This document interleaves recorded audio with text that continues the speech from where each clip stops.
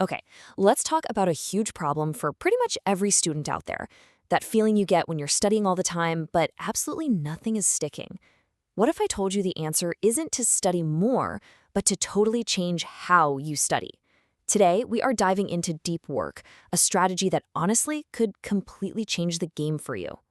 Does this sound at all familiar?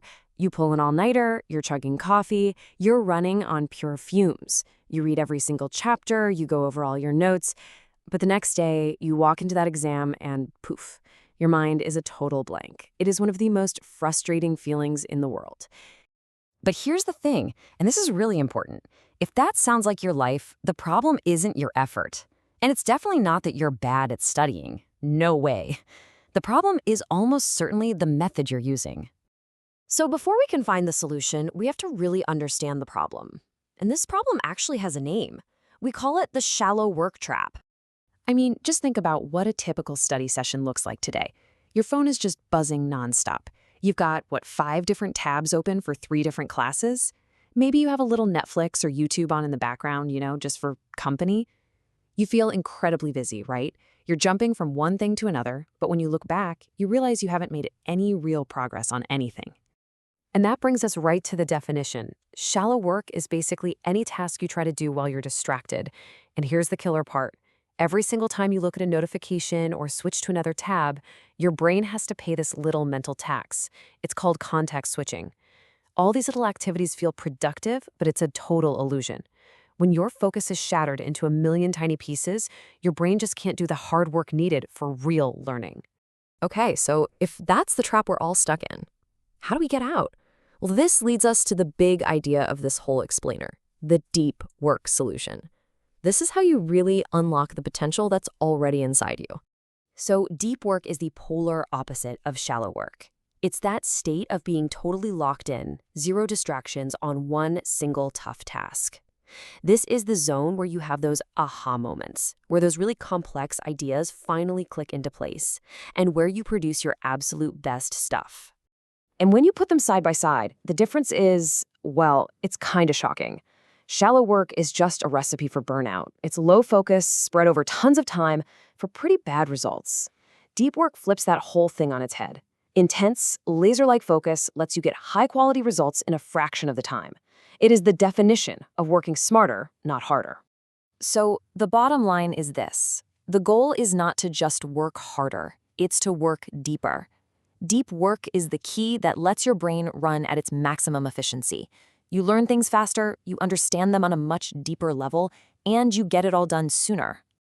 All right, that all sounds amazing in theory, right? But how do we actually do it? This isn't some high-level philosophy. It really just comes down to a simple, actionable playbook with 3 main rules. Here they are. That's it. Number 1, block your time. 2, create a sanctuary. And 3, embrace boredom. Now, they might sound a little too simple, but trust me, they're incredibly powerful when you actually put them into practice. Let's break them down. Rule 1, block your time. Look, deep work doesn't just happen by accident. You have to be intentional. I'm serious. Open up your calendar right now and find a 90-minute slot sometime this week. Label it deep work and then whatever your hardest task is. This is a non-negotiable appointment with yourself. Treat it like it's a final exam. You can't be late and you absolutely cannot cancel. Okay, rule 2, create a sanctuary. Your environment pretty much controls your focus. So this means your phone needs to be gone, out of sight, preferably in a whole different room. Close every single browser tab that you don't absolutely need for what you're doing. Silence all your notifications. Give yourself a clean, dedicated space where the only thing you can do is the work right in front of you. And finally, rule number 3, embrace boredom. This might actually be the hardest one of all. Our brains are now trained to want constant entertainment. The second we feel bored, we reach for our phones. You have to break that habit. Learning to just sit with your thoughts for a few minutes, it's literally like a workout for your attention span. The more you resist that urge for distraction, the stronger that focus muscle gets. So, you follow the rules, you put in the work. What's the reward? What do you get? This is where it gets really, really good. The payoff isn't just about grades. It's about getting your life back. So what does this actually look like? Let's just put some numbers to it. The old way, the shallow work way, might take you 10 hours of scattered studying just to scrape by with a C+. With deep work, you could be producing A-level work in just 5 hours. Why? Because 5 hours of pure, uncut focus is so much more powerful than 10 hours of being constantly interrupted. And that is the real magic right there. Yeah, your grades will get better, for sure. But what's more important is that you stop living in that constant state of low-grade panic, That feeling of always being behind. You finish your work and you're actually done. The stress just melts away because you know you did high-quality work efficiently. So what do you get back in return? You get hours of your life back every single week.